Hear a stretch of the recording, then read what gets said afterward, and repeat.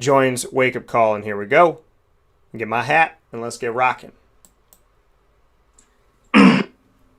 Welcome back here to Wake Up Call with Dan Tortora inside of the Cafe Kubal Studios. You are hanging out with us where sports meets life, and we are here on video on youtube.com/wakeupcalldt, facebook.com/wakeupcalldt, and facebook.com/live-now-dt. We have Carl Coulanges, Travis McKay, and Rainal Lochard all here with us. You know about the sports hit list and what it's all about. Very excited to have these gentlemen here. Every time we do a show together, it is so much fun, and it goes to so many different places. We're talking the NBA today, and, of course, we'll have some other things that come up undoubtedly as we go. Gentlemen, how are we doing today? Doing good. I'm hanging, man. I'm on vacation. You know, Celtic life is, we get knocked out the first round, so I had to pick a place of vacation. So yeah, I gotta just, these were the best. These were the best of us. These jerseys were the best of us. The hats, I think if they had these jerseys, we would have been okay this time around. I don't know. I don't know about that, man. Your team, you guys. Yeah. So y'all went all in for the one. You know what I mean? We knew at some point y'all was gonna have to pay the piper on it. You know what I mean? So it's it's crazy. What's crazy? Y'all Travis, got the one. I would have given anything for that one. I would have given anything. I mean, y'all had your time. Y'all went in all for that one, like 10 years ago. You know what I mean? Like, it's been 13 years, my guy. I would have went in all in for that one. It's been 13? 2008. Yeah, it's been 13 years, my guy. I graduated college the year they got it. So like I said, Dan, I would have went all in for that one. Hey, Carl, you can't win them all, Carl. Come on now. I mean, y'all got a legendary history. You know what I mean? Y'all one of the cornerstone franchises. But the good news is, though, the Lakers didn't pass us like they said they would. You know what? When people say, it's one of those situations when people say you gotta hate losing more than you love to win. You love to see the Lakers lose more than you love to see the Celtics win. Absolutely. Like, it is crazy. Absolutely. I mean, the reality for me, it's 2019, 2021. Like, I can live with right now because we won right before the Rona. Like, okay, I mean, I kind of just put it all together. The Raptors won a championship. There was no Corona. The last time we were all talking, there was no Corona. So I think as long as Toronto wins and we continue to be on the air together, we will save the world from another pandemic. I mean, yeah, good because it's Toronto. You know, time worked differently up in Canada, so y'all can ride that championship wave out for another 2-3 years. You know, we're gonna ride that wave out for another 20 years up in Canada. Oh, Back to the Future just came out. Well, let me ask you this: Didn't your superfan just go in the Hall of Fame? Is that true? Because I saw a report that the Toronto Raptors superfan was inducted into the Basketball Hall of Fame. Yeah, I saw a report on that. I don't know how legitimate it was, but you're super fan. I forget the guy's name. He's been to every single Hall of Fame. Game. It's the Basketball Hall of Fame. Y'all let anybody in, so it's possible. That's not true. You know the stat is. Don't say that. Do not say. I hate when people say that. That's not true. Let anybody in. Because Paul Pierce is going in this year, and I'm hoping to get there. I'm not against Paul Pierce getting in there, but I'm just saying in general, that's y'all let anybody in there. That's not true because 10% of it. 10% of NBA players get them. That's not everybody, but go ahead. They let a lot of people basketball. They do. But it's 10%. It's not everybody. Look, Tony Kukoc is getting the Hall of Fame. International. We can forget about his career before the Bulls. We got to stop. Come on, bro. Before he went to the Bulls, he was killing internationally. Come on, let's respect that. Here's the thing that's really cool. So I'm gonna say it right here, right now. Yeah, I ain't put my man Robert Horry in here. You know what I mean? Yeah, Robert Horry's been a part of I'm one of those who believes it. I'm gonna say it. Yep. Robert Horry did not have a legendary Hall of Fame career. He was just in the right place at the right time. It's not all about the ring. He was a key. This is why I can't stand sports fans. This is what I can't stand about sports fans. Contributor. I can understand if he was just there. So that means you can sit here and say some of those rings aren't won without some of his performances. So you want me to list a bunch of role players who deserve to get into that are not in Steve Kerr? What about him? Steve Kerr hit legendary shots, but he's not in there either. John Paxson hit legendary shots, he's not in there either. On multiple teams? Yes, he did it for the Spurs, and he did it for the Spurs and the Bulls. What are you talking about? How many rings is Steve? How many He has rings 5 as a player. He has 5 as a player and 3 as a coach. Stick to football. Let's see what I'm talking about. He doesn't know what he's talking about. Come on, man. Hold on. You got to make him done. Hold on. Okay. I'm going to meet you in the middle. Mike Miller, not a Hall of Famer. No. As a role player for the Heat. But Robert Horry hit some big time shots in big time games. That's the thing. But he hit some shots, but like we're not acting like he performed the entire playoffs. He just hit 1 or 2 shots during Sometimes that's all you need. Listen. And you know what's crazy about that? Because he knew his role. And you know what's crazy about that? On multiple teams. And you know what's crazy? Rudy Tomjanovich during his speech was basically capping for that, which started the whole entire night. Like he literally said during his Hall of Fame speech this past year that Robert Horry needs to be in, and I don't think Robert Horry needs to be in because he didn't have the individual accolades to get himself in there. Like he had moments. I don't think you necessarily have to have just individual accolades. I think you have to look at a person's career in its entirety. Like to me, it's kind of like. It's kind of like a formula. His career was subpar. It's kind of like a formula. Like you got to take the championships, the individual, the big moments, the contributions to the team. I think Robert should get in there, man. Sorry, Dan. We kind of went off on a tangent. I'm sure you didn't want to talk about the Hall of Fame. No. It's totally fine. Actually, this jersey is in the Hall of Fame. So there's a little section with the Toronto Raptors that Damon Stoudemire's jersey is in the Hall of Fame. So, and I do want to give Carl credit here. The first ever fan to be inducted into the Basketball Hall of Fame of any one of the 30 franchises, the first ever fan is my man Nav, who got in as a Raptors super fan, who got in because of philanthropy. I didn't even know that this was listen, I've been a fan since the team's logo came out in 1994. I've been repping them, talking about them, taking all kinds of abuse since I was a little kid that I liked a team in Canada. How can you can't be an NBA fan for a team that doesn't even play in the nation and yada, yada, yada, and Vancouver left. I've taken heat for almost 30 years. So if my man Nav is in there for being a super fan, then I deserve to be in the Hall of Fame. That's how. So if it's super. So that's a real story then. That's a real it is. thing. Yeah, it's true. So you're trying to tell me a man who has never touched the basketball court is in the Hall of Fame? Which I have. He's been to every game. No. Let me finish. He's been to every game. He's been to every game, bro. My man, Big He's Shot been to Rob every game. Can't get in the Hall. Can I make a case for him? Can I make a case for him? No, there's no case to be made for this guy. He's been to every game. Am I wrong, Dan? He's been to every Raptors game, right? Or home game at least. Hey, but this is the thing where Travis is going to get you on this, though. No matter how many games that superfan's been to, Robert Horry played in them. Exactly. Correct. But you know who's also been in every game? The security who works at the arena. Oh my God, but he doesn't pay for the tickets. He works there. He doesn't pay for the tickets. Stop it. Come on. There's only 10%. No, I'm not. Listen, no. I worked in the Garden my senior year of high school. I went to every Knicks game. That's not the same. Hang my jersey from the Raptors. You see what he's doing? It's called context. We're not doing that. Talk about context. No, listen. What's going to happen though? Travis, you went there as an intern and you worked there and you were there for every Knicks game, right? Right. So there's a chance that the interns there will recognize you before they recognize Patrick Ewing. It's the same. You know what? It's the same argument that's made. So you're trying to tell me I can buy my way into the Hall of Fame? That's no, but let me say this though. What about when a team wins a championship and all the people who work there get a ring? You're gonna tell me they don't deserve to get a ring then? Like no, I'm not saying that. I'm not saying that. I'm not saying that. Go ahead, Ray. What'd you say? What'd you say? The team. That's you got the staff, the trainers, and everything. Yes, they're part of the team. No, I'm talking about no, but it's also extended. There are other people who are not part of the team who work in the arena. They get the rings. The workers, they're part of the organization. Yes, they're part of the organization. They're getting, like you just said, I got paid to be there. They got paid to be there. Listen. At the end of the day, the superfan. I agree with the superfan. Robert Horry again. Robert Horry. What other criteria does he have aside from just hitting shots in the playoffs? He actually played. He's not a super fan. He didn't buy his way into the Hall of Fame. He actually played. I never thought today would be about Robert Horry, but since it is in this moment, I do want to give some context to Robert Horry. He played for Houston, Phoenix, the Lakers, and the Spurs.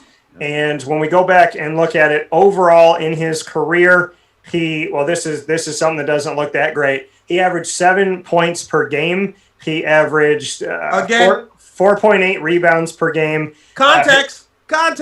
Tell me when some of those points were, though. Oh Tell my me when God. some of those That's the regular big moments, season. That's like not his you playoff just- numbers. No, I'm talking about That's his playoff. I'm regular talking about in season. the playoff. Oh my God. Did Carl not say context? Give me context. Give me some of those big shots he made. Come Okay, on so now, guys. I can So tell you the here's- big so- shots he made. I know them. But So that here's doesn't the mean that he here's goes the into the Hall playoff of Fame. series. Here's the playoff series. So in the playoffs, he averaged. Okay, I'm looking here right now. In the playoffs, he averaged. Okay, so in his career, he averaged 7 points per game. In the playoffs, he averaged 7.9. I don't want to hear about his average. I want to know when those. What is But the those context behind some of those points? It's not enough games to even warrant him even thinking about it. I can remember him. He hasn't even made the ballot. I can remember him. And it's a crime because it's the Basketball Hall of Fame. Okay, They This let is a anybody in. fantastic question. remember him hit a shot in the Lakers game when Kobe missed the layup and it got tipped to him. And I remember the game 5 in San Antonio when he had a big game against Detroit. But other That than was that, in Detroit. That's it. Yeah. yeah, but other Okay. than that, like, what else? Like, Okay, so all right, so let me ask you this question: If you remove Robert Horry from the history of the history of the NBA changed? Well, you know what? I don't deal with ifs. I deal with facts. You already know that. That's one. No. But it doesn't change. No. It doesn't Because me, change. it doesn't. You don't think some of those games are changed without some of the big shots he made? no. The outcome could be changed. I mean, of course, Maybe because one of a game. big Maybe guy. one game. The Lakers game. That's it. That's the history of the NBA for me. I'm good. Oh. So here's I'm the good. thing: Get in. he's a seven-time champion in 1994, 95, 2000, 2001, 2002, 2005, and 2007. Yeah. So the reality of it all is, okay, he obviously gave something to the team. He's been an asset to multiple teams. He hasn't just won a championship with one place. So that argument is there. However, if you take the actual superstars off of the teams he's on, there's no chance that his teams necessarily even make the playoffs. Yeah. Agreed. Agreed. I will agree with that. Yeah. One quick fact I will say: he is one of 4 players to win a championship with 3 different teams. The others are LeBron, Danny Green, and John Sally. So So if you look at it from that making history, he's there. But as far as again, for me, a Hall of Famer, individual accolades, team accolades. What did you bring to the game of basketball? Yes, he hit clutch shots, and I'm not going to sit here and deny that. If I had to pick a roster of role players to be on my bench, Robert Horry would be the first man I would have because he's going to win you a championship. But that doesn't equate to being a Hall of Famer, in my opinion. He has a whole award for the 6th man. Like, No, Who do you put in? no, granted, I'm not saying he ever won it, but I'm just saying the NBA itself has an entire award for a role player. And he never won the 6th man. All right, but to sit Did he here ever and win say- it though? but He to never sit won the here and 6th say- man award. But to sit here and say that he wasn't irrelevant to what his teams, But I think Trav, it's ridiculous. he was never the 6th man, though. He was never the 6th man. He's probably like the 7th or 8th. Okay, but he was the ultimate role player. But you gotta look at it. On San Antonio, that was Ginobili, who was their 6th man. Like he said, like Carl said, he was like the 8th person on the rotation. You know? But he was still. I'm not sitting here saying we put Ty Lue in the Hall of Fame because he was with the Lakers or something like that. You're gonna do that, but that means Steve Kerr's got to go in too. Then Steve Kerr's got to go in. I would put Steve Kerr in. I didn't. You just. I'm looking at the totality of not just playing and coaching. No. Here's Robert. The totality of Steve Kerr's career at this point in time does not get him into the Hall of Fame. He has a better chance going as a coach than as a player. Fair. That's what I'm saying. But that's what I'm saying. I'm talking about the totality of his whole career. Right, but Robert Horry still doesn't get in though. The Basketball Hall of Fame is about basketball itself. It's not just NBA. It's the sport of basketball. Correct. And Robert Horry doesn't get in. Like his career from college doesn't get him in. And his NBA career. John Sally, Robert Horry. Who do you put in first? Robert Horry. I would put it Sally because at one point wasn't he a starter at Detroit? I don't know. I'd have to look that up. I'm not sure if he a starter. I know he think played a big role. I know he was. He did play a big role. Yeah, he did. Defensively, he did. But I think I would put in Big Shot Bob because of what Travis was saying. As far as needing a shot in the corner, and you can rely on someone to make a shot in a clutch situation, it's Robert Horry. That's nice. Look at the Mavs last night. I mean, to bring us to present day, you couldn't get one of them to buy a bucket. Get Portland last weekend. Dave Lillard would have sold his soul for a Robert Horry on his team last week. All right, He would have sold his soul. The thing I think everybody like Robert Horry's career is getting way overblown as every year goes by. Like, he wasn't like that. He wasn't like, he hit some big shots, he did a lot of key plays, but he wasn't like that. If he was, that's a skill. That's a skill to be able to perform like that when, especially when you're a role player. You're not always in a rhythm. You're kind of, you know what I mean? Like, Travis, you're saying under that clutch. You're saying he gets in essentially. Not to interrupt. You're saying that he gets in because of all role players, he was clutch, like ice water in his veins. You're saying he gets in because when they needed him in a playoff push in the postseason, that he was so on the money that he deserves to be given something for that. That he was clutch at the right time. And the fact that he won rings. I'm not saying he's the reason they won rings, but I'm saying he won the heart. He was not every role player who wins rings gets in, my guy. I'm sorry. You're right. Not everyone. He's the one that should. So John Saley, of all the players to win championships with 3 franchises, he was the first to do it. He was also the first to win an NBA championship in 3 separate decades. Just to add some context to John Saley. So yeah, he won it. He won in the 80s with the Pistons, the 90s with the Bulls, and then he won with the Lakers in the 2000s. Yeah. So a lot of great stuff. We're here on Wake Up Call inside of the Cafe Kubal Studios. No one in the world thought we would talk about Robert Horry and John Saley to start the show, but we did, and we're the only show in America that I can probably promise you with 99.9% efficiency started a show this way. So hanging out here with Carl, Ray, and Travis, and myself, Dan Tortora, and I appreciate you being here. Gentlemen, the NBA, let's discuss.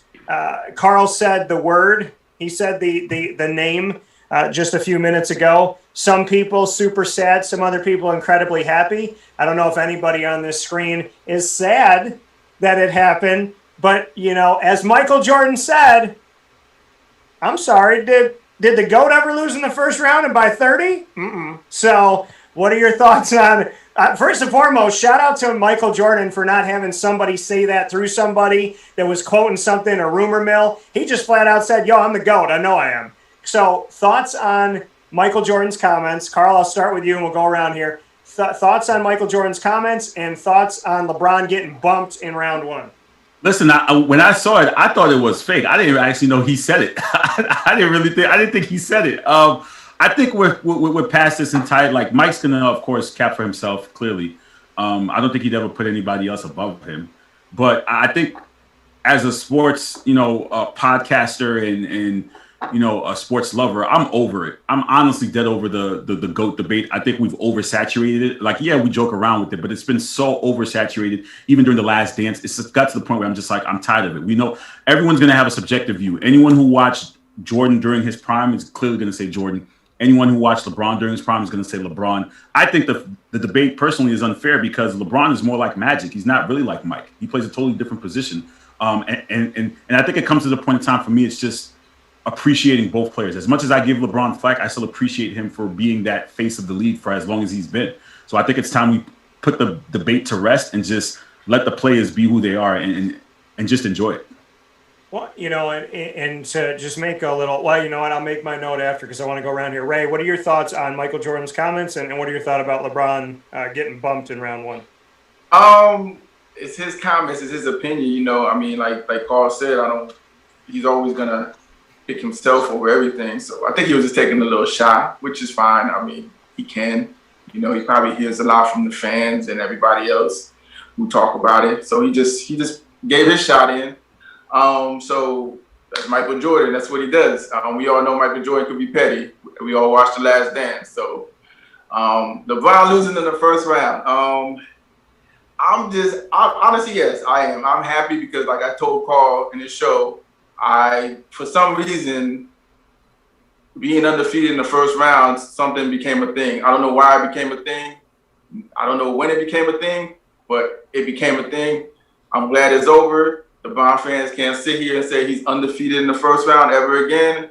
And, yeah, that's it. But, between them two, it's just preference at this point. It's just fun banter that fans do. I mean, I look at it as just them as a Celtics fan. But as far as what Ray said about the first round, I agree because I never knew when the first round became a stat. And I'm tired of fans sitting out here taking team accolades and making them individual stats. ESPN does it a whole lot. They'll take like the finals record, right? The finals record is a team accomplishment. We have to stop taking team accomplishments and individualizing them to specific players. Like when ESPN puts up,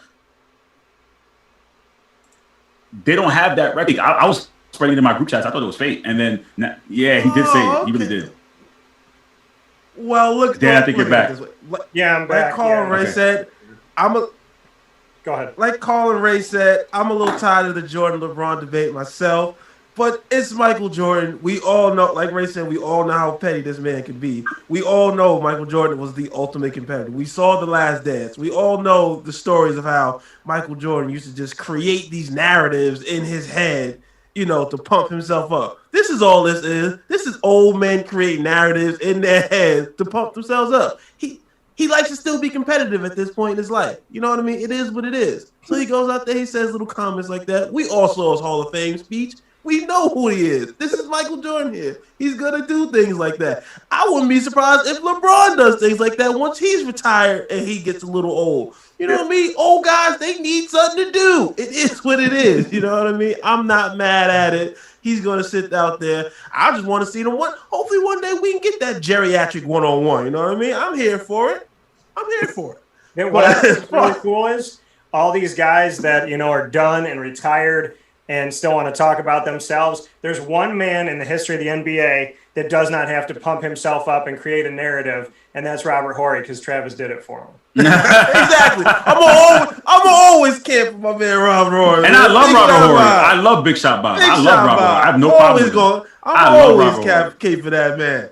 But as far as losing in the first round, man, it was bound to happen at some point, guys. I mean, he's getting older. What is he, 36 now? 36, 37 in December. Yeah. 18 years? Like, we all know he's a freak of nature physically, but at some point, we all know Father Time is undefeated. Mm-hmm. You know what I mean? And when you had Anthony Davis, a.k.a. Street Clothes, which I think that was blown way out of proportion. It really wasn't that funny. I didn't really see it going that far when he said it. All right. But still, we all know Anthony Davis has his injury issues. I never thought that team was very well complete outside of the two of them. Right. The past 2 years, I feel like they just kind of did a mismatch of getting whatever they Last year's team was good, though. Last year's bubble team was a good. I mean, you had Dwight Howard. I always felt like the past 2 years, that Laker team has kind of just been like, let's get whatever we can get. I don't feel like there's ever been an actual cohesive flow. Like, you know how certain pieces fit together. You know what I mean? That's fair. The Miami teams, they fit together. The Cleveland championship teams, they fit together. I never really felt like the pieces around them fit what AD and LeBron do well. So even when I think the GM came out today said, we want to make sure we keep this core together. What is the core of the Laker team? Like, outside of LeBron and AD, what is the core of that team? Like, who else is not expendable? Who else do they really need on that team outside the two of them? But here's the thing. You remember the offseason? Everybody was like, oh, the Lakers won the offseason. The Lakers got better after acquiring Schroeder, after they got Harrell, after they got Gasol, and they got Wesley Matthews. That was the narrative. That was what everybody was saying. And I guess this season showed they should have at least kept McGee or Howard because they needed a big, a rim protecting big. Marc Gasol was not it. Right. Wesley Matthews, I barely seen him play until the playoffs. Schroeder, he's good. But he had his moments where he was completely awful. And I don't even know why they didn't play Montrezl Harrell. I think that's the $1 million question, though, Ray, because just wondering why Trez didn't play. And Trez was a big factor. Didn't even get a chance. Barely got an opportunity. Nothing. That's a Frank Vogel question that can't seem to be answered. Nobody understands why he didn't play. But I think part of it is last year's team. Aside from what Travis said, which makes sense, but last year's team had veteran championship experience, and I think a lot of times people underestimate that. You had Danny Green, who's been an NBA champion, JaVale McGee, who's an NBA champion, Rajon Rondo, an NBA champion. You have three solid role players in the playoffs, all guys who have been veteran guys who've been to the NBA Finals before and know what it takes. That's right. Yeah, and when you take all that off and you add like a Marc Gasol who only has one finals appearance compared to the other three, even Dwight Howard been to the finals. He didn't win one, but he's been there. You see what I'm saying? He's led a team there. You have guys who were first options coming off your bench now as second options. You don't have that. That's a problem. But I think looking at, and I'll get to the point too in a second to kind of get my thoughts on it, but I think the Montrezl Harrell, who I got to cover when he was at Louisville, and obviously a talent coming out, not playing him, being on an LA team, I mean, that seems to make sense, though, because, Sean McVay didn't play Todd Gurley in the Super Bowl. So it seems to be like an LA question as to why this person didn't get cast in the role for that movie at that time. So, but my thoughts on LeBron getting bumped in the first round, I'm with you guys. Like, if the first round is a stat, then, like, as a Raptors fan, I should be dancing. Like, I was killing – it killed me when they played the Sixers and Vince Carter took that I will never forget the shot. Is that the game where he went to his college graduation? What'd you say? Is that the game where he went to his college graduation and came back? I'm not sure, but it was the shot. It was the shot against Philly. It might have been. It was a shot against Philly where he took the fadeaway three, falling onto a chair out of bounds when Anthony Davis, another Anthony Davis before this, or Antonio Davis, pardon me. I remember that shot. Yeah. For this like 7-foot jump shot. And this guy for the Pacers was another guy that was like clutch when he had to do certain things. So I will never forget that fourth shot. But I mean, if making it past the first round is a good thing, then half the NBA can say that they're this fantastic franchise. The Raptors, and all the years that they were out and they were out and they were out and they were out. I mean, I could be sitting here saying, "Oh wow, my team is fantastic. We got this great first round stat." That's BS. I mean, do we go to the NCAA tournament and say that the round of 64, if you make it to the round of 32, you should hang a banner that says round of 32, 18 years straight? Like, I mean, that makes no sense. You hang a Final Four banner, you hang a championship, championship runner-up banner, you hang your championship banner. But the reality of it all is that the first round, who cares how many times somebody's made it past the first round? It doesn't mean anything. And to give it a little, I hate to be the one to validate it a little bit. Don't do it. Don't do it to yourself. My favorite player, Tracy McGrady, it was always held against him. So I can't sit here and say LeBron's the first one that we've held this first round standard to. Tracy McGrady was always, he never got out of the first round. You know what I mean? So I can't sit here and say this is a new thing. You know what I mean? That's fair. I can't. That's a fair point, Travis. Not getting out of the first round, different than being in the not like saying you got past the first round and yay. I mean, to me, it's like if you don't get past the first round, then yeah, I can understand that, right? Dan Marino doesn't win a Super Bowl. His last game, he loses 62-7. We can have those conversations of not getting there and not getting past it, but I think there's a difference between saying a player never got past the first round versus giving somebody an accolade or like a participation trophy for making it past the first round. But if we're holding one, don't we got to hold the other though? I don't know LeBron getting past the first round is anything. No, but I'm talking about if we were going to sit there and use that against McGrady for his whole career for saying we're in some ways we used it somewhat as an accolade, like, he never got past that first round. You got to kind of give it to LeBron then, I guess, for getting past the first round. You know what I mean? When, besides LeBron, when has it ever come up when someone has been past the first round? I never hear no Kobe's first round record. I didn't know none of that. I didn't know. I'm just saying, they just gave it to McGrady for the opposite reason. Though. So all I'm saying here is I don't see this as being necessarily a new thing because McGrady was haunted by that his whole career. But I do get and that's the thing is if you don't get by it, I think that people bring that up. Like you make it to the playoffs, but you don't move forward. Like I think that's something that it did the same thing to Kevin Garnett until he got passed in 2004. Like they used to say the same thing for him and Kevin Love too. Or at some point, I think Kevin Love didn't even make the play, but they used to hold it against him too. Yeah, but that's the thing is like we hear that and they hold it against him, but at the same time, as Ray was saying, when did we ever talk about Jordan's record in the first round? He had to win a championship. When the Bulls made the playoffs, they needed to win a championship. Golden State for the last however many years, when Steph Curry and the crew come in with Durant, they're supposed to win a championship every year. Whatever team LeBron's on, if he's playing for, the if he's playing for the National Women's Soccer League, they're supposed to win a championship. So it doesn't matter. Like, certain people are held to that standard, and that's it. And there shouldn't be a conversation about the first round and who made it and this and that. I mean, the Knicks don't feel good that they made the playoffs. They want to win. Wait. Say that to a Knicks fan. No. He's being sarcastic. I saw that one coming from a mile away. He knew what he was doing. Dan, you're a smart media man. I saw that one. I got that one, Dan. I got that. Listen to me. That's a great job. Knicks fans are happy that, like, since the end of Charles Oakley, Patrick Ewing, Allen Houston, Chris Childs, and so on and so forth, and Herb Williams, I know, like, that whole team, the Knicks fans are happy to be back. They're happy that anything is at MSG right now at this point.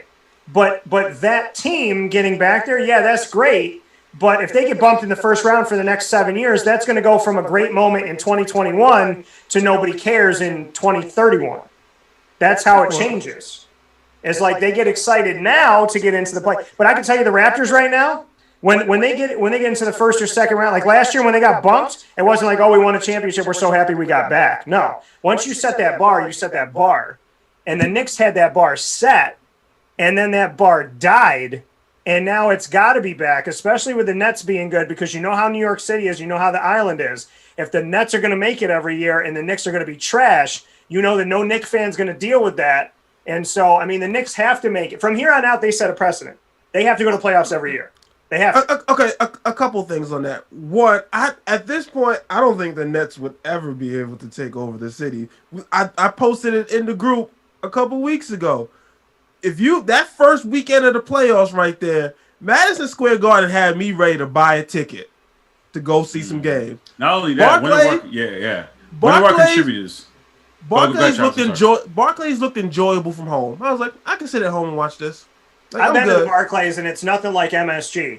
I'm saying, not even close. But what I'm saying is, for me, Knicks fans do not want to hear the Nets going to the playoffs every single year and them sitting at home. What I'm saying is, from the point of view of, like, they don't want to be around. I'm not saying which one's the better atmosphere, because MSG, listen, to have a first-round series in any way, shape, or like any round series at MSG, everything's good at MSG. I've been there for the NFL draft.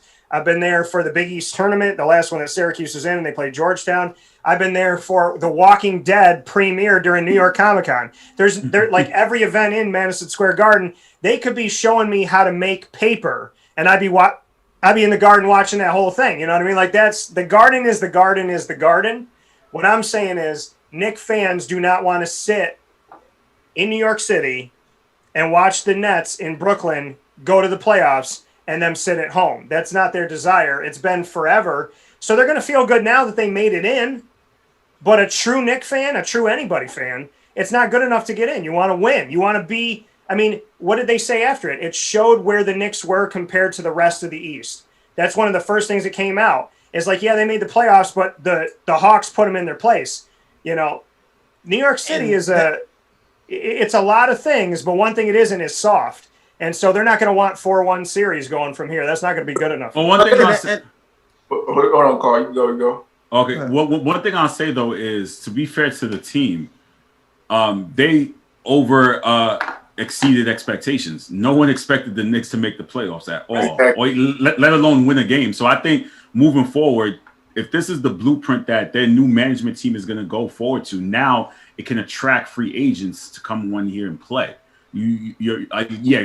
Julius Randle, I don't want to say he choked. I think he froze up because it was bright lights, first time playing in front of fans. But I think if he continues using that same formula, not trading away draft picks, getting players on the cheap, maybe this can attract free agents to come here play. They can actually be competitive in the Eastern Conference. The thing about it is, the Knicks, they establish a culture. Like you said, right now they're just establishing a culture. No one expected the Knicks to make the playoffs. I lost money because someone said the Knicks were going to make the playoffs, and I was like, this is an easy $50, and I'm going to win. Shout outs to Israel and I lost to them. Oh man, so, yeah. What they did this year, I mean, this is great for all Knicks fans because where they were the past 10 years to where now, I mean, this is just a stepping stone. Of course, they have to do it consistently. Yeah. For a superstar to, I think, to even consider it, because you can't just win 1 year and then go back to where you were before. You have to start winning like this year in year out. But they are on the right path. I will give them that. And I mean, the last 10 years they never made the playoffs, so of course all the fans are gonna be excited. I get it. I understand, so I thought it was a successful year for the Knicks, and I was surprised how good they were, to be honest.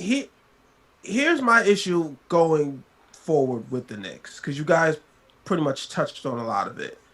Dan, like you said, the fans are not going to want to sit here and see, first round knockouts for the next couple years. Well, I hate to be the one to say it.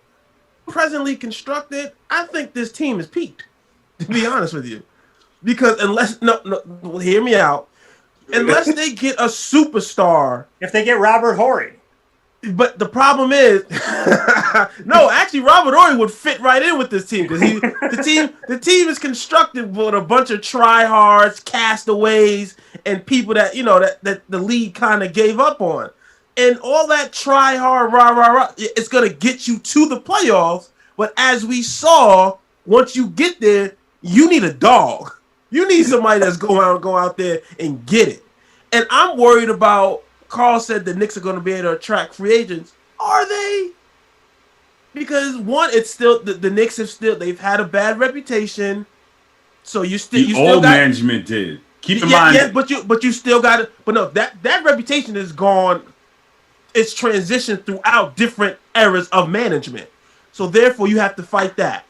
Two, you got to fight the Thibodeau reputation. He hasn't necessarily, other than Derrick Rose, he hasn't necessarily done well with superstars because he has a reputation for coaching hard and for being a very, he's not necessarily the most player friendly. You know what I mean? I disagree because Julius Randle said he'd rather.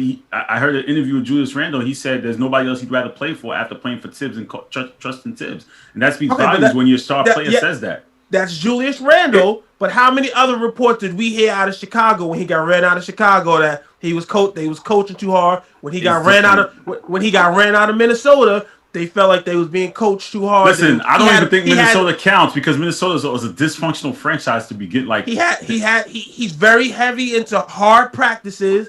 So certain superstar players, they might not want that. You know what I mean? Certain superstar players, they like being a little catered to. You know what I mean? They want to hear what is it? Load management. They want to hear all that. You know what I mean? So I'm a little concerned. I want to see. We all know the Knicks need that superstar. I want to see if they're going to be able to get one in that building, whether it be through free agency or through the draft. Because I think currently, right now, this team is peak. I think this team is a consistent first round knockout. It's a younger team. They got currently constructed. Right. They got to make moves. They obviously, I've talked about it earlier this week in the show. Like they have to go into free agency and they have to bring somebody in. There's been the thought of a DeMar DeRozan, a guy like that. There's been different conversations about people they could bring in. The question that I pose to each of you is twofold about the same person. One, and Travis, I'll start with you and go the other way. One, did Derrick Rose resurrect his career? Two, should the Knicks keep him? Yes, they should keep him. I don't necessarily think he resurrected his career because he's kind of been on his path for the past 2-3 years or so. Like I think he finally, we all know he had the MVP early in his career, then the injuries took over. But I think once he kind of finally got back from the injuries, he had to, re-find his place in the NBA and find out what kind of player he is. And I think he's finally settled into this role of he's that sixth man. And I think this is what he is. Because what is he? He's what, 30 something now? 33. Yeah, so he's on the latter side of his career. You know what I mean? So I don't necessarily think he's revived it. I think he retooled it and reinvented himself in a way to stick around the NBA. And I think the Knicks should definitely keep him. Ray, what are your thoughts on Derrick Rose? Derrick Rose as a six-man is still better than probably most six-man on any team. I mean, you got to look at where he was. He was the number one pick. He was a Rookie of the Year. He was an MVP. It's injuries that really slowed him down. Just watching him play now, it seems like he's over that mental hurdle that he was on after the injuries. You could tell he's just playing. He's playing like there's certain times and you're like, whoa, that's the old Rose. Driving, doing the underneath layups, all that stuff. I like that he added a jump shot. It's a little bit more consistent jump shot. And, I think this is his role now and he's accepted it. He knows he will never be. I think that was his whole thing. I know when he was in Chicago, people was like, oh, you have to be that MVP again, the MVP. And that's a lot of pressure, especially with all the injuries that were coming that he had. And I think now people don't expect that from him anymore. So now he can just play as a six-man or even come as a starter once in a while. And I think he's definitely shown that that's his role now, and he can make it his role for the next couple of years. So the Knicks definitely should keep him. If the Knicks don't keep him, I know another team is going to grab him, especially for a contender. Especially because it seems Tibbs knows how to get the best out of him. So just So that's another player that Tibbs gets the best out of. You just said that stars don't want to play for Tibbs, but that's what I said. That's what I said. I said outside of Derrick Rose. I gave you two examples. I said Julius Randle praised him, and now Derrick Rose has two players. Okay, but still, the past two teams he left, that was part of the reason he got ran out of there. Because when he got ran out of Chicago, the Derrick Rose MVP was on the downside. So it was always, he practices too hard. A lot of people was like, that's part of the reason Derrick Rose was getting injured, because Tibbs was such a hard practice coach and he rode his players so hard. That was the rumors coming out of Chicago and Minnesota. So yeah, Derrick Rose and I guess Julius Randle now they're on his side, but he still has to fight that reputation of the two past organizations that he got. I think the 1 year he had with the Knicks kind of starts erasing that, because no Knick player had a major injury or ran to the ground with him coaching them this year, and they made it to the 4th seed, exceeding the expectations. He comes to the team. The team was in the dirt, and he comes to the team first year as a head coach. He takes him to the playoffs. So that should erase anything that he had in Minnesota or Chicago. I'm not saying he's a bad coach. We all know he's a great coach. We all know that. He gets teams to the playoffs, but sometimes that mentality towards players, especially superstars who, they like that preferential treatment. Oh, you know what? They got to stop being pampered. Listen, they got to stop that, man. It's the NBA. We know the stars run the league. It's the NBA. We know the stars run the league. We got to stop that. NBA, the stars run the league in NBA. Unfortunately, that's what it is. Like, we run the league. What were you saying? It only goes so far. Normally, his first year at a team, he gets the best out of them. The first year in Chicago, we went 62-20. Right. But as each year went, we started going down and down. It starts to wear on him. It starts to wear on players, and he has to. Hopefully, he's learned. The first year with Minnesota or the second year, but it starts to wear. You can't continually coach like that for a very long time. We'll see how it goes. But to answer Dan's question about Derrick Rose, I think everyone pretty much said it. Like, he found his role. I think in Detroit it was really like, what is he doing there? In Minnesota he was there also figuring out what his role was. I think the Knicks messed up. I think they inserted him in the starting lineup after like game 2 or 3, which kind of messed up him coming up, that spark plug off the bench. So as far as resurrecting his career, it's been great for him. He looks great. Again, being that spark plug off the bench. Should the Knicks re-sign him? It depends on the direction they want to go in. To be honest with you, it'd be great to keep him, but could another team like a Laker team use him? You see what I'm saying? Like we were just discussing how the Lakers were missing that veteran presence off the bench. Derrick Rose would be a great fit there off the bench for a Lakers team. So could the Knicks still use him in that spot? I don't know. I think the reality of it all, and I think it touches on. We've all obviously given respect to him, and I would second, third, and fourth that. But Ray, I think you said it. If the Knicks don't keep him, someone will snatch him up. He's proven his worth to a team. So a Lakers team, a Jazz team, the Knicks, obviously, like there's people that know what he's capable of. Chris Paul's a free agent. The Suns could look, it's like the teams that want to win and see him coming off the bench and that he could drop 20 in a night or something like that. The fact that he can be a general, he brings a lot of value to any team he goes to. So if the Knicks are stupid enough to let him go, he costs $7 million right now, a little over $7 million. If they let him go, somebody will make the decision. Now, to the Thibodeau thing, I want to say this, and I haven't been in his practice and I haven't been work like him in practice, but I know that when I played in high school and I played CYO ball, I had, we were running suicides and killing ourselves and going through all this stuff. So a coach should run you hard. I was running hard in high school. A coach should run you. Now, I'm not saying run you into the ground, but to go off of something that Carl said, these players need to understand something. There's over 300 Division I schools. Then there's D2. Then there's D3. Then there's JUCO. Then there's overseas. Every single year, thousands of players try to get 60 spots. And the second round is not guaranteed anything. Really, if you're not a lottery pick, who knows where you're going to be? So the reality of it all to me is, if you're going to complain and moan when thousands of people every single year are trying to get in the NBA to have their first shot and there's only 60 spots, guess what? If Thibodeau wants me to run, I'm not going to bitch about it because the guy behind me is going to run. So I don't want to hear anybody say that a coach is hard, because hard on what? Hard on who? You're supposed to work. It's ridiculous. I agree, man. We have to stop this pampering nonsense. It's ridiculous. Let me get into that one. Yes, there are thousands of players trying to get into the NBA, but guess what? Those thousands of players aren't Dame Lillard. They aren't Steph Curry. So therefore, if they sit there and go up to management and say, yo, coach is coaching us way too hard, we don't like the way this is going, then guess what? The coach is out of there. It's the NBA. It's how it is. The superstars run this league. Well, They've run this league for a long time. And you know what? Guess what? The teams that he's left haven't made the playoffs. Basically, well, only exception of the Bulls made 1 year and they got exited out the first round. But the Timberwolves, with him and Jimmy Butler, made the playoffs one time, and that's it. And they haven't made it since.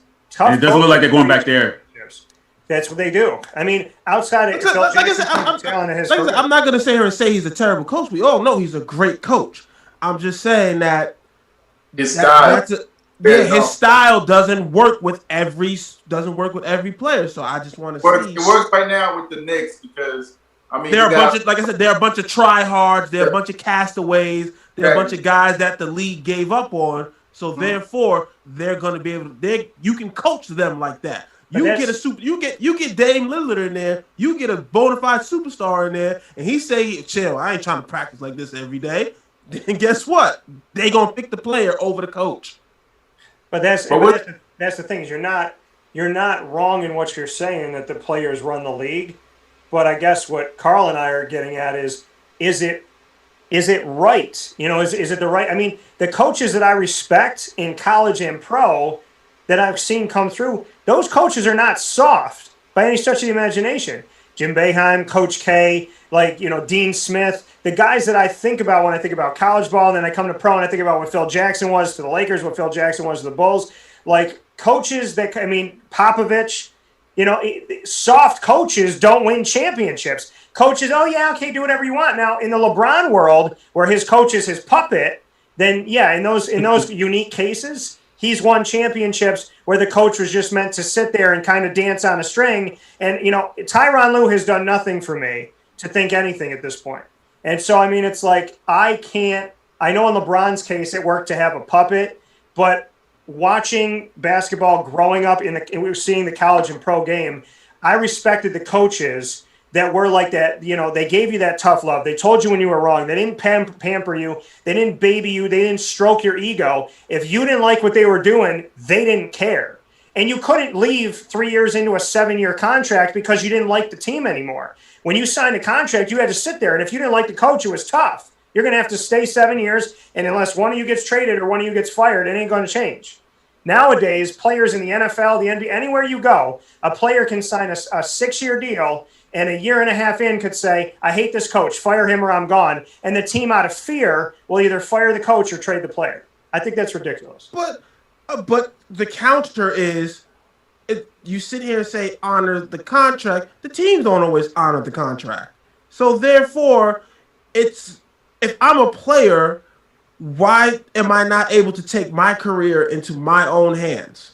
Why am I not? If I'm a superstar on this team, if I'm an asset to this team, why should I not have some form? I'm not saying you sit here and run the team. Why should I not have some form of decision, at least input in what's going on? Because here's the truth. It's hard to accept. And people don't want It's a delicate balance. It's a delicate balance. It's a delicate balance, but people's hard to accept is that technically they're still the employer. You're still working for a team. They're paying you to play for that team. And again, it pains me for me to say it because it goes back to people when okay, we don't want to have a white owner playing for a black player playing for a white owner, but it's the truth. You're still working for a team, so you have to abide by their guidelines and what they expect from you as a player. You still sign the dotted line. You're supposed to suit up for me and my organization, so you're going to abide by certain rules and guidelines because you're playing for my team. Yes, but it's somewhat of a partnership because guess what? If I'm LeBron James and I say I don't want to play anymore, let's see how many fans pack the Staples Centers to see. Okay, they're still going to pack the Staples Center because they're the Lakers. They're still the Lakers. But then also, you're sitting here saying that I, as the player, have to respect and honor that contract when the team doesn't always have to honor my contract. But the team doesn't always honor the contract. And how so? Aside from trades, how so? They still pay you. In the NFL, those contracts aren't worth the paper they're written on. You can be cut at any time. Everybody knows that. But they know that though. Signing it though, you know that. Exactly. But all right, but still, if I'm signing a contract, it works both ways. You can't sit here and ask me to honor a contract when you're not going to honor the contract as well. Ray, what were you going to say? But here's the thing: not every player gets that opportunity. I understand if you're a top talent, superstar player. And I'm only talking about the superstars. I'm only talking about the top flight players. I mean, if you're a top superstar player and you're performing and you get it done, why not have say so? I'm not saying they should have a lot, but their opinion should matter, of course. Absolutely, yeah. When you got like a LeBron James, and he says he needs this and this, you do what you can to get it because it's been proven he can get it done. He will, at least most of the time, get you. Either he'll win it or he'll get you damn near close to winning it. You know what I'm saying? Only certain players I feel deserve that.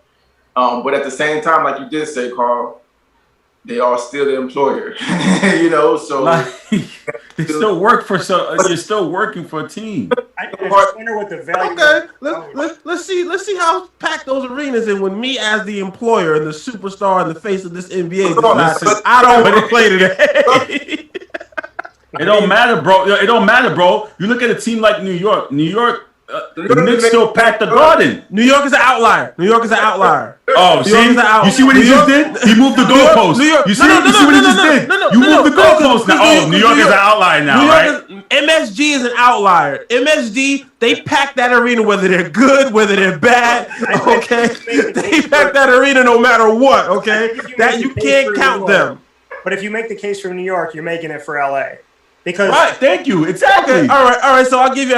All right. So let's see how well tickets sell in Portland if Dame Lillard decides I don't want to play anymore. Okay. Oklahoma City, are they still selling out? Are they still having whiteouts in that arena? Right. But Travis, to your point, right. But Travis, to your point, though, I agree. The employers should treat their employees with enough respect. If a player's not getting that respect, they have every right to say, you know what? I want to get out of here. What I don't like is the whole entire, like, for example, like Anthony Davis, what he did mid-season, he's like, I want to get traded to the Lakers. And then they end up trading him to the Lakers. Like, that whole thing, like, he didn't even wait till the season was over. Mid-season, he says, I don't want to play here no more. I want to get out of here. Like, I don't think that's fair to the organization. Sometimes it's about a leverage thing. Sometimes you got to strike when the iron's hot, when you have the most leverage. And mind you, he didn't get traded till the offseason either. But I don't like, that's the thing that I don't like. Like, to go to all the points that are here on the screen, here on Wake Up Call with Dan Tortora inside of the Cafe Kubal studios, Carl Coulanges, Travis McKay, and Rainal Lochard here with me from the Sports Hit List. I want to hit every point, okay? Travis, to your point, coaches don't stick with their contracts, right? Like a contract in college football means absolutely nothing. I saw 3 coaches in the American Athletic Conference all sign in December 3 to 4 year extensions, and they were all gone before the beginning of the year. Every single one of them. And like literally, I saw them in July. They signed extensions. They were gone by December, by Christmas time, or a little bit around there. So I get that point. Okay. I also get the point of a player, and Ray, and you talk about, and Carl, you said too, a player wanting to be respected. What I don't like is what it shows the country, what it shows the world of, if I go somewhere and I cry and I want somebody to give me something, the parent that's like, the kid's like 3 years old and the parent just, okay, here's my cell phone, here's my keys, here's my car, here's the, like, I don't like treating, when you raise society that if they cry loud enough, they get whatever they want. You bring those people into the world, and then those are the people that treat you like crap, Travis, you like crap, Carl, you like crap, Ray, me like crap. Those are the people that they don't care about anybody because they think the world owes them something.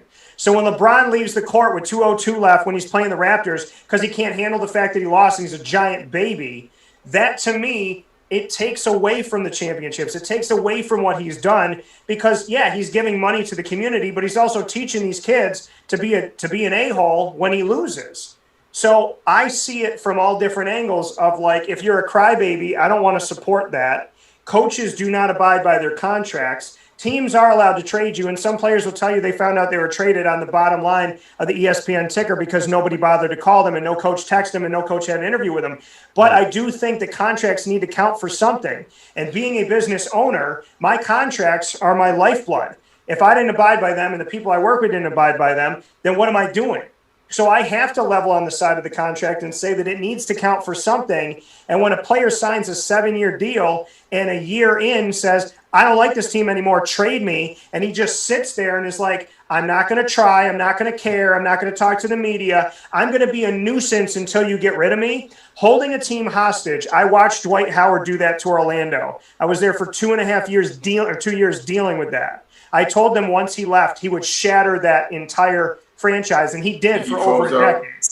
So, like, I've seen firsthand what it's like to hold a team hostage, and I'm never going to support that. I'm never going to support a crybaby. I do think players should have input, but if a coach cannot be a coach, then why don't we do what we're doing with everything else? What does Domino's have now? They have those manless vehicles that drive to your house and drop off your pizza. Why don't we just have a robot coach? If the coaches don't matter and the players run everything, then why even have a guy on the sideline telling them what to do? Because if you're a big enough superstar, you don't have to listen to the coach. And if you don't have to listen to Coach Travis and you're the superstar and I'm the rookie, if I see you not listening to Coach, guess what I'm not doing? I'm not running suicides either. I agree. Yeah.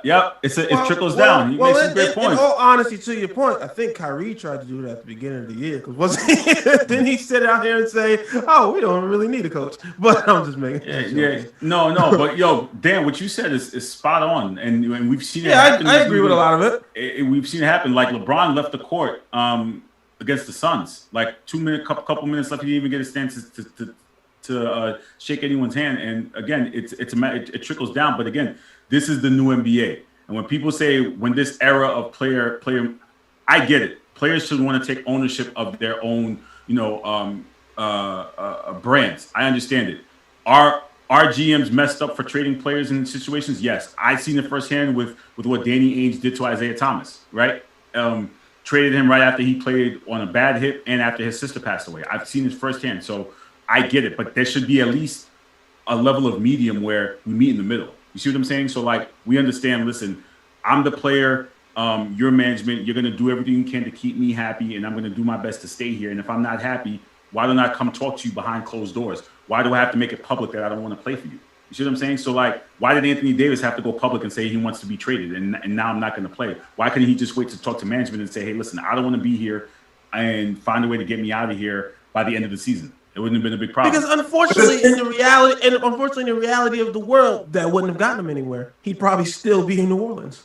But yeah, you gotta look at it. Because last summer, James Harden went to management privately and said he wanted to get traded. He did. He did do Exactly. that. Sometimes you gotta make a stink. You gotta draw attention to yourself, unfortunately, to get what you want in the terms of the sports world. And it's unfortunate, but it's the reality. Like he did go to him like, hey, I want to get traded, blah blah blah. He didn't say Brooklyn at first, but he did not want to be there. And they twiddled it. They didn't believe him. They thought he was BSing. And he came in there first 2 games. Well, first of all, he didn't go to training camp. He did all this stuff, and then he came the first 2 games. He was killing, and he's like, okay, you guys are not gonna trade me, so now I gotta do something. I gotta go scorched earth. See, at the end of the day, I blame both the owners and the players in this situation because they give them the long-term deals. These players sign these long-term deals, and the next thing you know, halfway through the deals, I don't want to be here anymore. You see what I'm saying? Yeah. So at some point, we need to start holding the players and the owners and saying, how about pulling a Kawhi? Kawhi signed a 2-year deal with the Clippers, and that was smart because he knows in 2 years, listen, if it doesn't work out, I can opt out and go somewhere else. You see what I'm saying? So some of these long-term deals, you're taking a risk. You got to understand that when you're a professional athlete, you are a business. So therefore, you have to think long-term here. When you take short-term deals, you are taking a risk. You're risking it. You get injured, guess what? You're screwed. So sometimes you got to secure the bag. Yeah. It's just unfortunate when you see like a Dame Lillard now. Dame Lillard has been preaching loyalty. Now, after this year, it's looking like his cryptic messages, he's not preaching loyalty anymore. You see what I'm saying? So it's like, and because at some point, has 4 years left and $190 million. Who's going to want to trade for that kind of contract with a player knocking 30? Did you not just see him in the playoffs? I did. No, I'm not saying. But again, I'm pretty sure all the NBA teams. Right, no, right. But the team would have to literally pull like space, even if I got to pay in the luxury. Yeah. I'll take you, Dame. Come on, bro. Listen, a team would legit have to trade the entire team just to get Dame's contract. Like, you have to trade the entire team just to get that kind of contract. Situation he was in Portland. He'll just be back in the same situation. Right. So unless they're going to get help, which I heard a rumor maybe about he'll be in a better city. I mean, I've never been to Portland, but I heard that if he goes to the Knicks or the Lakers, that they'll sell out no matter who plays because they're in the right cities. Yeah, right, exactly. The only rumor I heard that's a possibility that I heard floated around is potentially a Carl Anthony Towns going to Portland, which I heard. But again, they're just rumors until something actually happens. Yeah, they're rumors until they happen. But there's so much to talk about. And so much to get into. We covered a lot this hour. Yeah, we haven't even touched the actual playoffs going on yet. felt like 10 minutes, but because of obviously us talking about this, people are going to watch this at different times. I don't want to get specific into like the series, like what the numbers are, who's where. But let me ask you this: team in the West. We'll go around quick with this, and then we'll do a quick rapid fire. Carl, I'll start with you. Team in the West that you're most surprised by.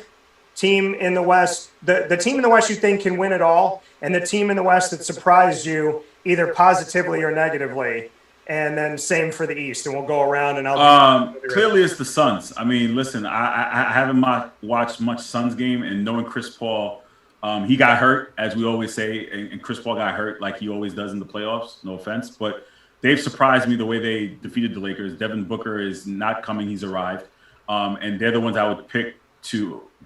I say the Suns make it to the finals. Okay. What about the East? The Hawks. I slept on them. I didn't expect them to make it the way they've been playing. And I don't think they're going to make it to the finals. I think it's Brooklyn's to lose. Okay. All right. Ray, what about you? I'm not really too surprised by anybody in the West because the West was pretty good all year. The team I have coming out the West are the Clippers. If you really look at it, the Clippers have the best player in the conference when he wants to be. And that's Kawhi Leonard. And Paul George, he's not pandemic Pete. Go look at the numbers. He does his thing. He's been doing his thing. He's been consistent. Watch out for the Clippers. They will beat the Jazz this round. I tell you that they will if they stop doing dumb stuff. But let me just ask you a quick question. You taking Kawhi over the Joker? Yes. Okay. Kawhi's proven 2-time Finals MVP and 2-time Defensive Player of the Year and 2-time NBA champion. But he ain't been that same Kawhi. He ain't consistently been Game that same 6 and Kawhi. Game 7? What are you talking? Did you watch Game 6 and 7? Yeah, you didn't even let me finish, Carl. I said. Let me finish. Sorry. No. He was 32 and 60% shooting in that series. That's crazy. And like Carl said, the Hawks. I didn't think the Hawks were that good. I really didn't. And the whole when they beat the Knicks, I was just like, okay, they just beat the Knicks. But what I seen yesterday with the Sixers, you got to watch out. This team surprised me. But we all know who's gonna win it. It's the Nets. They're blowing out the Bucks right now as we speak. You know what I'm saying? So, but I think Kawhi. What I couldn't understand was people attacking him after the game in the first round, where he had 41 points in 41 minutes, and they said he wasn't doing enough. Well, more because he wasn't guarding Luka enough. That's what it was. That's pretty much it. He wasn't taking the chance to guard Luka. But that's all that's my takes on that. All right. How about you, Travis? Travis, what about you? As far as the West, man, I think it's wide open at this point. I don't really necessarily have a big surprise. I mean, I guess if you want, I'll go with. You know what? No, I'm not going to go with Carl's Suns. I'll take the Jazz. I mean, yeah, they were the number one seed, number one overall seed, but like I think it was LeBron who said it. It's Utah. Nobody picked them playing video games as a kid. It's Utah. You know what I mean? So if they sit there in video games, that was awesome. Like if they sit there and get to the finals, then I would definitely be surprised. In the East, I'm gonna make it a clean sweep, man. Them Hawks, man. Trae Young, he's having his coming out party this postseason, man. And we make jokes about Atlanta, but yesterday they didn't. I mean, they came close because they did give up a little bit of a lead, but they was able to still finish it out, man. So it's gonna be fun to sit there and keep watching them and see how far they can take this. People say that nobody picked the Jazz, but in NBA Jam, it was Karl Malone and John Stockton, and I remember Byron Russell and Greg Ostertag and Jeff Hornacek, and Jazz had some good teams back in the day, but I would say, for me, the biggest shock of the West, it has to be Phoenix, because Phoenix was perfect in the bubble last season, and they did everything they could to try and make a push toward anything, and they didn't get in. And they showed that it wasn't, even though they played in Disney, at the wide world of sports, they proved that they were not wearing a Cinderella slipper. And they came into this year and did everything they needed to do to get not even get in the playoffs, but to get a 2 seed. Last year, they were fighting to do anything. This year, they get the 2 seed. So I think Phoenix has definitely shown, and this is another one of those teams like the Knicks. Like since Jason Kidd and some of the other guys were in Phoenix, when was Phoenix ever, when have they been really relevant from year to year in recent history? Steve Nash and the Amari team, yeah, right. 2010. It's been a while. It was like Kidd to Nash and Amari, and then gone. I'm talking like recent history. There's been nothing. And so with them now, I would have to say Phoenix in the West is the most shocking to me that they consistently improved. They took what they did last year right at the end of the year, and they put it into this season, and they carried it through an entire season in the regular season. And then they took care of business to beat the reigning champion. So I'm going to say Phoenix will be my biggest surprise. Who I think will make it out of the West, I believe, is Phoenix. And then my surprise of the East, I would have to agree and say it is Atlanta. I thought New York would give more of a fight. I didn't think Atlanta would make it look that easy. I know the first game, it was tied with like 23.6 seconds left or something like that. It was 103, and it was a 2-point win for Atlanta, and then the Knicks got one, and then after that it was all Atlanta. But I think Atlanta probably shocks me the most because I don't expect anything out of them, so I guess they could play the most free in my opinion. But as good as the Nets are, I still think that Philly's got a shot. So, I mean, I feel like the Nets are combustible. Kyrie is an enigma. He's like Kanye West. Like his music used to be good, but now I don't want to listen to it anymore. So like that's how I think about Kyrie. Like I honestly think that man should be in Suicide Squad in a straitjacket in that movie just as much as he should be on the court. So he just confuses me like Kanye does. I mean, you would almost think that Kyrie married a Kardashian, but I can't. So I'm going to have to give it to Philly and Phoenix and see where it goes from there. But, the Nets, I'm going to put it to you like this. If the Nets don't win, with DeAndre Jordan and Blake Griffin and Kyrie Irving and James Harden and Kevin Durant all this year on the same team, there is no way in hell that they can sell this to all of those guys next year if they don't have a ring this year. There's no way. You know what's so funny? Let me say something. You know what's so funny about the Suns? I was stationed in Arizona, Tucson, Arizona, for 3 years. And no lie, I didn't meet one single Phoenix Suns fan the whole time I was stationed there. I went to 2 games out there. I went to the Bulls game. Like, literally, there were more Bulls fans than they were Suns fans. And then the whole time I lived in Arizona, I did not know one single Phoenix Suns fan. What years were you out there? I'm about to say, you gotta know where to hang out. They be out there in Old Town down there in Phoenix, you know. Ray, what years were you out there? 15 to 18. Oh, okay. Did not meet one single. And now I got friends in Arizona. All they got on is Death Valley show, something like that. Iowa Valley. Crazy. It's just crazy to me. Well, they don't have my Diamondbacks to watch, so Lord knows they got to do something else. So we're gonna go around and have one thing of rapid fire here. I'll ask each of you guys a question. You guys get to ask me a question. It doesn't have to be about sports. Could be about anything. I'm gonna bounce around, and so we'll go one for one to wrap up this conversation with the sports hit list. Gentlemen, Carl Coulanges, Travis McKay, and Rainal Lochard. Ray, I'll go to you first, and I'll ask you the question first. So I'm gonna go off of the sports world, Ray. If you could marry any celebrity and have a reality show about your life, who would it be and what would the show entail? Oh man, geez, marry a celebrity. Who would I marry? That's a good one. I want to marry them all, to be honest. Couple sister wives, you know what I'm saying? That's a good one. That's always one. I got mine. Those weird questions that I draw a blank on too sometimes. Like, Not me. I got mine lined up. He's got that Wayne song in my head now. Every girl in the world. Now that you said that. I'm just gonna go with my old faithful. I'm gonna go with Beyonce. You know what I'm saying? That's just me, Beyonce, and then just a reality show is just. I really don't know what our reality show would be, but I'll be cool because I have Beyonce with me. So, that's pretty much it. I can't tell you.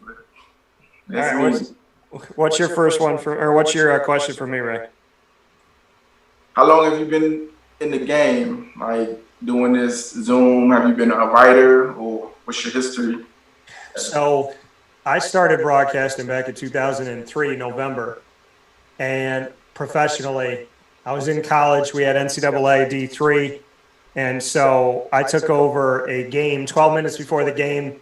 I got called in. There's a men's basketball game. The guy that was supposed to do it wasn't there. They asked me if I would do it. I still remember to this day, I was putting my last quarter in the residence hall machine to wash my clothes. I left my clothes in a hamper on the top of the washer. And to this day, I don't remember where those clothes went. I think somebody took them. I don't know what happened. I ran over.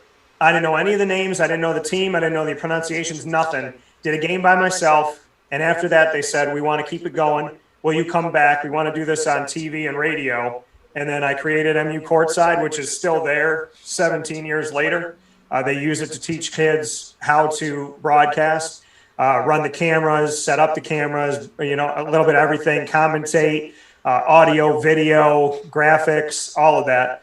Direction and directing and producing. So that was where I started, and my company turns 9 years old on June 12th, and my career in broadcasting turns 18 in November. And so I have now broadcasted more in my life than I haven't. At 35, I've now spent 17 and a half broadcasting, and the other side was growing up. So I will now be a broadcaster and a journalist more than I won't be, which is pretty cool. That's amazing. That's what's up. That's dope. All right, Travis. My first one for you. Travis, I feel like there's a mind of Travis that I just want to I want to open up that box and just look up in there. You wouldn't be the first. Don't. You wouldn't be the first, sir. Don't. Don't. There's something about it. Like, all I know is, like, if I was in an underground rap battle right now and I had to pick a teammate, it'd be Travis. Like, No, because I can't rap. See, there you go. I feel like I'd want to hear it. No matter what you can't do, I want to hear what you can't do. You know? I was terrible at rhyming in kindergarten. I was just like, wait, what? Hold on, give me a second. Like, hold on now. All right, Travis. So, okay, let's go with this. You can be in a studio working with 3 rappers, dead or alive, in the history of music. Ooh. What 3 rappers do you lay down a track with? Ooh. Okay. Well, all right. First, we got to go big automatically. Okay. Right there. I want early Kanye. Early. I don't want late. Kardashian Kanye. Yeah, I want He early. wise with that last pick, bro. right. Wise with that last pick. All right. I got big. This is like you just put Kyrie Irving on Mount Rushmore. Right, like I got big. You got big. You got. I need my beats. Come on, bro. Carl's looking for a right answer. Come on. That is a right answer. It's that obvious answer. I got. What'd you say, right? You need help?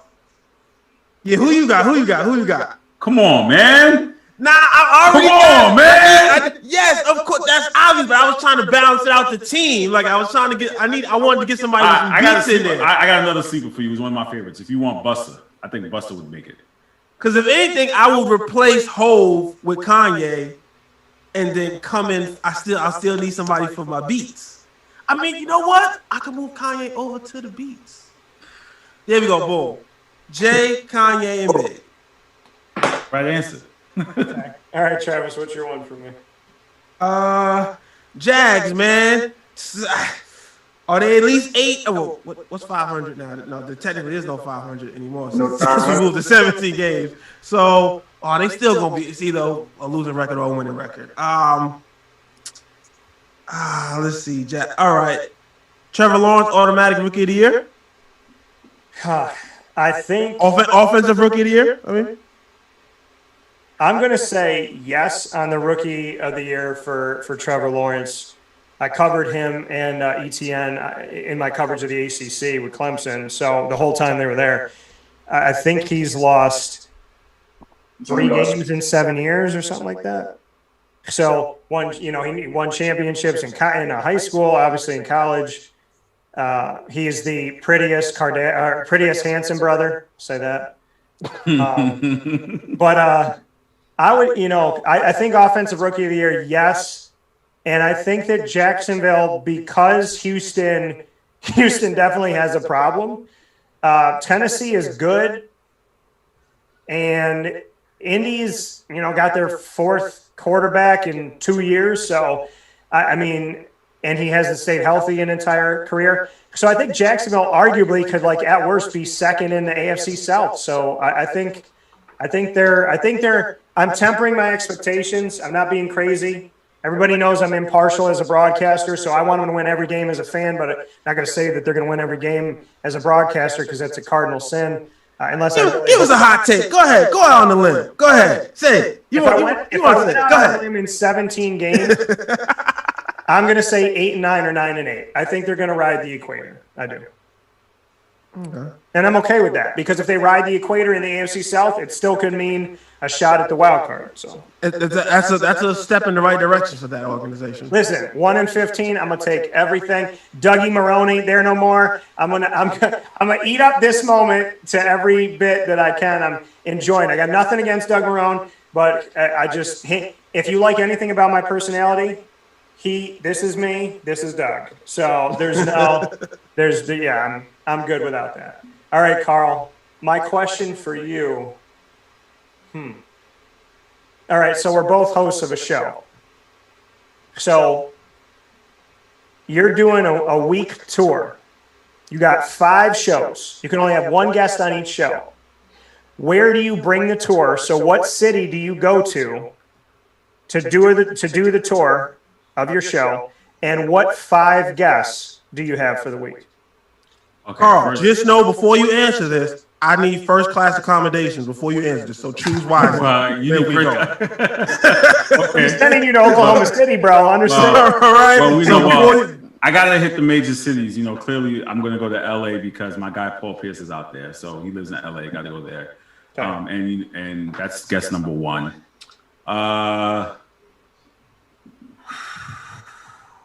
Man, this is a good question.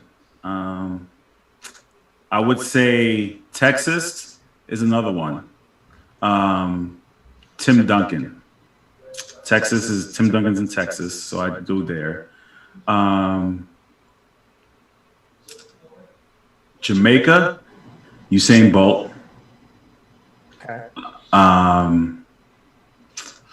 That's 3, right? I got 2 more.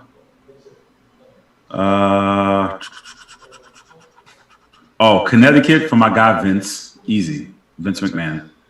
That's a given. I gotta get Vince on my list. I can sit out. Actually, I yeah. can sit out that one. Yeah, Vince. Yeah, I gotta talk to Vince. So that's 4. You don't got to worry about first class accommodations for that one. I got. And then I get one more, right? Jeter in New York, I guess. Yeah, I don't want to talk to Derek Jeter. So those are my 5. I can stay at home in New York. So you only got 3 cities to get me. It's okay, Carl. You only got 3 places to really worry about. I thought of because I wanted to go international, and I thought of an international superstar. He'd probably be the one I'd want to get international. Well, I'll hook this up. So the ones that Travis doesn't want to go to, Port Jefferson has a ferry, has a car ferry that goes from there to Bridgeport, Connecticut. So you can take me to those 2, and we can save money on the ferry. So all right, that's fine. There you go. See, you ain't saving money on me though. I need first class. You see, there's always a Bobby Brown in the group. I know it. There's always a diva in the group that wants first class. Everybody else will be in coach, and Travis will be the only one in first class. All right, I can do business. All right. This is what I'm talking about when it comes to employee and employer. You see what I'm saying? He's already negotiating his contract, and we don't even have a contract on the table yet. Well, that's the thing is, your guy here can't sit in Comfort Plus 1 seat out of the first class. That's why he's defending all these players. I'm a big guy. I need my leg room. So I'm gonna put you in the exit row and coach. Then you're fine. You know what? All right. I'm not unreasonable. You know what? Next, you know what's crazy? He owes me one because he went to visit the Cowboy Stadium and he didn't get me a segment. And I'm like, bruh, all you had to do was turn the camera on for 30 seconds and say, this is Travis for the Sports Hit List. I'm here at Cowboy Stadium. That's it. That's all I wanted and needed. It was a flag football tournament. I don't care what it was. You were I on the didn't field. necessarily think it would be that I don't care. interesting. You were on the But field. I will take the L for that one. I will take the L for that one. Dan, I tell all my contributors, if you're traveling out of state and you're going to a monumental place, I just need 30 seconds of you somewhere saying that you're there. That's it. That's all I want, so I can put on the page. That's it. Oh, but the greatest thing was when I was in Jacksonville covering a game, and I was going to Disney, and they announced that the Syracuse is going to be at the Camping World Bowl at Camping World Stadium. So everybody in Syracuse in the media was talking about it up in Syracuse. I drove on my way to Disney right over to the stadium, and 2 weeks before the game, I'm sitting in front of the stadium saying, we're going to play here in 2 weeks. That was one of the greatest things to get to do. So I did that for myself, and I guess, Carl, you'll have to do that for yourself since some of your contributors forgot about you on the Yeah, for sure. All right, Dan, I got just one. My question for you is, who's the most important person you've ever interviewed, or the top is like, I guess, the most famous or most important, you'd say? That's tough. I have a Mount Rushmore. It's more than 4, but like I have like a Mount Rushmore of college basketball coaches. Like I've gotten to interview Tom Izzo, Roy Williams, Coach K, Jim Boeheim, a bunch. A lot of guys I respect. A lot of guys. I got Buzz Williams when he was coming up through Marquette. So I mean, there's so many awesome people, but I'm probably going to have to, in the studio, I'm probably going to have to pull this out when I give it to this guy. So, probably going to have to give it here. Because for 8 years, we started a friendship, and that friendship will continue forever until I get to see him in heaven. It's surreal to me that he's not here, and he signed the inside of this book, and and this quote that he loved, that wasn't his quote, is from somebody that he really appreciated. The quote was, "I have miles to go before I sleep and promises to keep." And so my man Floyd Little, I would have to give it up, because to him it was like talking to a ghost. I've gotten to interview Jim Brown and Floyd, and obviously Ernie passed away way before I was born. But Floyd, I hung on every single word he said. And he would hit you in such a way where he would say, "Dan," he's like, what it means to be a good man is you really gotta just listen. And then and he would go like up and down, and I'll never forget, I was at a crossroads the first time we ever did a one-on-one interview. And it was right before I started my company, and I was working for a radio station, and there was a lot of drama and adversity and just crazy ridiculousness there. And I was at a crossroads, and I was at mid-20s, 26, something like that. And he said to me, when you walked into the room, you had this aura. That's what he said to me. He goes, "You just had this aura. You had this energy around you." And he goes, "I saw it." And he said, "Not everybody has it," but he goes, "I know you got it." He goes, "You're going to be successful." He said, "I can see it. It's there. It's in you. Like, when you meet a successful person." And I never forgot he said that. And he has no idea well, now he does, but no idea how much he changed my life. I started my company shortly after that, and I considered him part of, that positive energy toward it. I love him. He's family to me. It's like Uncle Floyd. And I'm going to miss him like crazy when I go to an SU football game and I'd be at the post game. And he would always be in a suit, looking awesome, dressed to the nines, orange everything. And he'd turn around in the middle of a conversation. I'd be walking toward him, and he'd go, "Dan, there he is." And he'd give me a huge hug. This man treated me like I was like one of the most important people in the room, when obviously it was him. So I'm going to say Floyd Little. My heart breaks every time I have to remind myself he's not here physically, but I love him. I'm happy to know him. I cannot believe that we became friends in the last 8 years. I'm so grateful to God. So I would have to say Floyd. And then outside of Floyd, for reasons, a billion reasons, my grandmother and I had so many conversations. G-Mama, my mom's mom, best person I know. I said I would marry a woman who had 1% of her. And yeah, she's uncanny. If she was on the show right now, she would have you all laughing. She was quick. She was dirty. She could just take in the day. She loved people watching. Like, she would take over the show and just game change everything. So yeah, I mean, I hope we all 100 years from now get to do a show up in heaven. And I'm gonna let her sit in on it, and I'm gonna let you all just take a back seat, because I'm gonna take a back seat and let you all just enjoy her, because that woman was a game changer, and she always will be. That's amazing, man. That's great. Definitely dope, man. So for Rainal Lochard, as well as Travis McKay, Carl Coulanges, the sports hit list, of course, here on Wake Up Call with Dan Tortora for this special video on YouTube and Facebook inside the Cafe Kubal studios. Carl, let everybody know really quick how they can get to you guys. Well, we have a Facebook. Clearly, we have a Facebook group, the Sports Hit List group. That's where all the shenanigans happen daily, and the nonsense. Our content goes. We have shows weekly live on our Facebook fan page and also on our YouTube page. So just type in the Sports Hit List on Facebook, on YouTube, and you'll find our shows and our content, and also Sports HL on Instagram. Awesome. Well, hit that subscribe button. Make sure you subscribe, please. Hit the like and subscribe button. Share, comment, subscribe. Again, like I said, we have shows weekly. Every day there's a different show you can find on the live, and you'll find all of our content on our Facebook and our YouTube. And come listen how Ray is wrong about the Cowboys. And Beyonce, you know who to call. And if anybody wants to give to the Robert Horry Life Foundation, you can always contact Travis for that as well. Robert Horry, Hall of Famer. Let's go. Get him in there. Stop playing. All right, gentlemen. Thank you so much. Get that man his